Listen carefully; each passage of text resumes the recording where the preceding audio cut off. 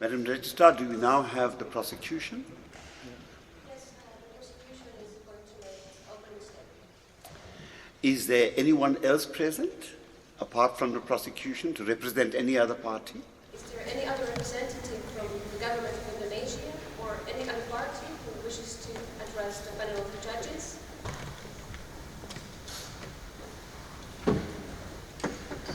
There's been no response to that. We express our regret for that turn of events and hope that the matter may be rectified before the trial begins. Please proceed.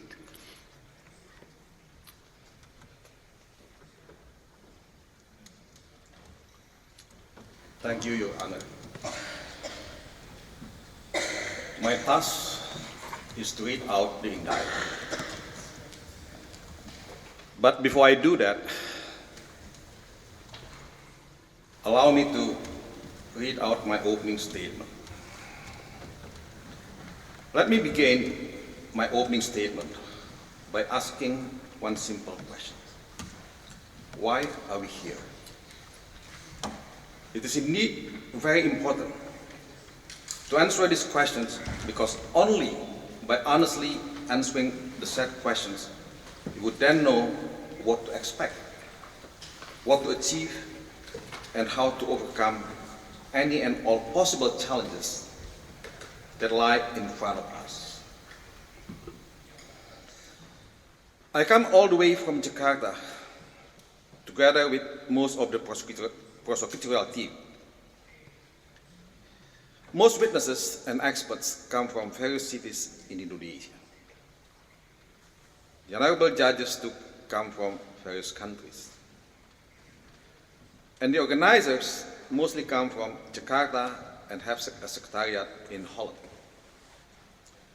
We have spent countless hours preparing ourselves for this tribunal, and I believe you have also spent a great deal of hours going through all materials and initial submissions. Clearly, we will be spending days and perhaps months digesting and examining all the submissions, statements, and evidence. I cannot imagine how much energy and emotion will be spent to finally finish the works. And I'm pretty sure that it is not going to be easy at all. We will have to come to terms with ourselves. 50 years ago, on September 30th, in the middle of night, atrocities began. A number of military generals were killed and transported to Lubang Buaya, or Crocodile Hole, in the eastern part of Jakarta, where an Air Force base was located. Allegedly, the killing of those military generals were done by members of the Partai Komunis Indonesia, Indonesian Communist Party. It has been described further as an attempted coup d'etat to overthrow the governments of President Sukarno. Interestingly, the killing of those military generals have been used as a justification to going up the Partai Komunis Indonesia, which was at that time considered the largest and the most militant party. Partai Komunis Indonesia has been accused as the party behind the failed coup, and the coup must be condemned. There has been no one single argument that can be used to justify the coup, especially since the party behind it is allegedly the party behind the violent movement against the governments in late 1940s, or what is known as the Madiun Affairs. Partai Komunis Indonesia, therefore, as a result, was declared as an enemy of the people, quote unquote, enemy of the nations, and of course must be crushed. Partai Komunis Indonesia, needless to say, was regarded as a traitor of the nations. Once someone is a traitor, that person will remain a traitor. It is under this kind of environment the social psychology that the massive killing of people associated with the Partai Komunis Indonesia was started. A killing that, according to various sources, resulted in the death of at least 500,000 people. Amnesty International came up with a higher number, namely close to 1 million people. Honestly, no one knows how many people have been brutally and inhumanly killed by the military and militias from various social organizations. It is perhaps one of the historical and human tragedies that need to be investigated further. Your Honors, 1965 is not only about mass killings of those regarded as communists or sympathizers of the Partai Komunis Indonesia. No one can deny that countless innocent people who are totally unrelated to Partai Komunis Indonesia were likewise tragically killed. They may have been friends, relatives, and spouses and children who had nothing to do with the Partai Komunis Indonesia.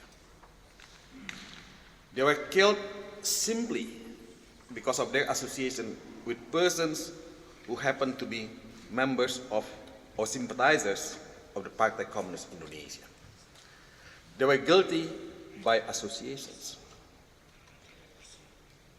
The military and militia organizations that were involved in the mass killings unconstitutionally took the law into their own hands and rendered the verdict that those directly and indirectly related to the Partai Komunis Indonesia had to be killed. There had never been any due process of law. There had never been any recognitions of the presumption of innocence. And the mere fact that those people were associated with the Partai Komunis Indonesia has been used to condemn them as communists and therefore as deserving to be killed. No legal process was needed. Can you imagine the depth of darkness? That was the darkest years of Indonesia's history: rule of law, human rights, and human civilizations. After World War II, after Hitler and the Nazis, the mass killings in aftermath of 1965 in Indonesia must have been one of the worst atrocities in our human history.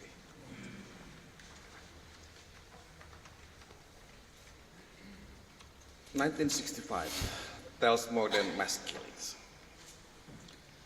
1965 also tells of enslavement, imprisonments, torture, sexual violence, persecutions, enforced disappearances, persecution through propaganda, and complicity of foreign countries, notably the United States of America, the United Kingdom, and Australia. No word can explain the magnitude of suffering experienced in bodies and minds of people. And that suffering is continuing. 50 years is not a short time by any means, and yet the wounds and pains stay in the blood of the people, the relatives and children and the grandchildren, not to mention the whole nation. The truth has to be told, and there's no condition for that. It is an absolute necessity that the truth is told in its entirety, honestly and sincerely. The wounds and pains will never be healed without truth-telling. History will not be completed without truths being unraveled. History cannot possibly be whitewashed. The burden is on our shoulders. We will carry the burden if we fail to unravel the truth. Because only by knowing the truth, we can start healing the wounds and the pains. Needless to say that it is a prerequisite that truth be told before we can proceed to find justice, to reconcile, and to forgive. Of course, no one will be able to forget the worst human tragedy that they face, but it is my belief that people will be able to come to terms, to reconcile with the past. Your Honors, as mentioned earlier, there are 9 counts which are part of crimes against humanity committed by the state of Indonesia, particularly the military and state apparatus, in concert with certain elements of social organizations. Moreover, it can be also stated that the state of Indonesia violated its inherent obligations as stipulated in customary international law. Its count will be further described with evidence supported by factual witnesses and experts if necessary. We will present them one by one when each respective count is submitted to the honorable judges in due time. It is our sincere hope that the honorable judges will have relatively complete description and evidence in order to fully understand what the so-called crimes against humanity committed by the state of Indonesia since 1965. Your Honor, the crimes have not stopped. Some of the crimes continue. They are continuing crimes. The stigma inherently attached to all relatives, spouses, and children of the alleged communists has not been lifted. The stigma has degraded the dignity of the persons. Your Honors, it is our sincere hope that Your Honors will be able to acquire all relevant materials and evidence to examine them and to understand about the magnitude of gross and systematic violation of human rights. Because only by doing so, then Your Honors will be able to understand why our indictment charges the state of Indonesia committing crimes against humanity.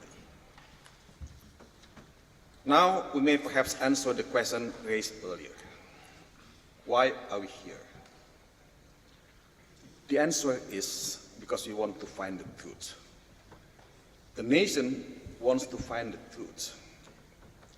We have been waiting for more than 50 years.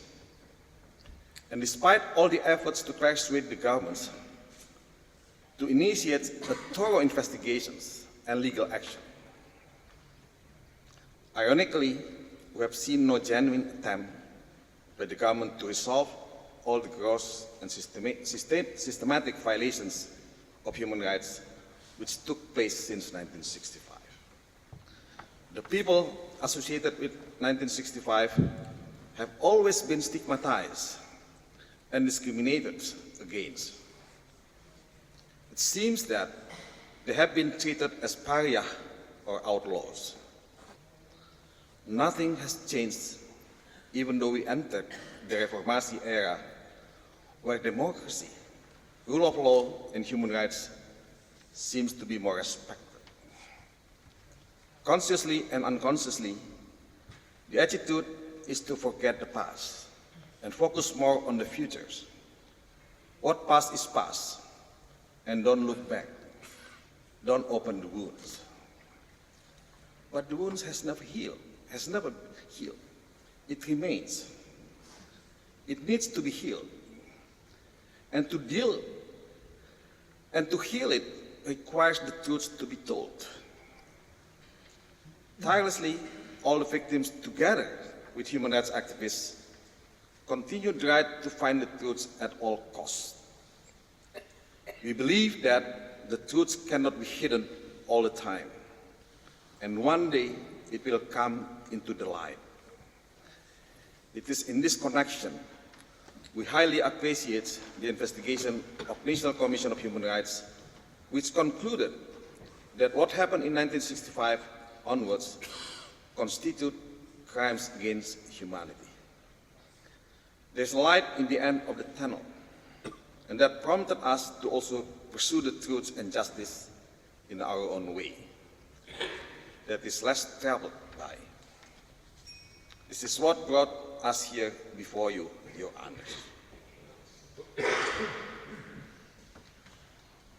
We come all the way from Indonesia, not without risk. As human beings, we are nervous and worried. We are worried because in our beloved country, the matter related to 1965 atrocities is still taboo, not subject to discussion and deliberations. The government refuses to openly discuss the matter, and if there are discussions, then very likely those discussions will be banned. Like what happened in Ubud Writers and Readers Festival in Bali last week. Joshua Oppenheimer could not show his films, the act of killings and the look of silence, to the public. Of course, this is not to say that no one attempted to hold the discussion and show the films. However, they will be confronted with police and possibly also groups who call themselves as anti-communists and also the Islamic Defenders Front. The bans have been brutal and violent. Your Honors, we cannot contemplate what will happen to us when we return home from here. It will be very likely that we will be accused of drying our dirty linens in the open, exposing the dark sides of our nations and society. And that, where therefore, will be regarded as traitors to the nations. We will not rule out the possibility of being questioned by the authorities, or even worse, detained. The fact that President Joko Widodo has already refused to apologize leads us to a conclusion that the government seemingly does not want to deal with anything related to the atrocities happened in 1965 onwards. Be that as it may, I have to underline the fact that we have come to a time where no delay is justified, and truth has to be found. No matter what, please bear in mind that most of the victims have died already, and those who are still alive are apparently already too old. Soon their time will come. Therefore, in the name of truth and justice, we must proceed with this tribunal with the hope that we will find the truth when we will see the light at the end of the tunnel. In the end, we really hope that the government will listen, will do its utmost to have a genuine reconciliation and what follows after that. After all, humanity should be regained, wrong must be corrected, and justice must be pursued. As I said earlier, this is not a tribunal in the legal sense, and you are not the judges vested with all the powers. We, the prosecutorial team, are not really prosecutors, but we are functioning and striving together to find the truth and justice. It is our hope that your courage and wisdom will take us to the harbor where we can sail back home with truth and justice in our hand.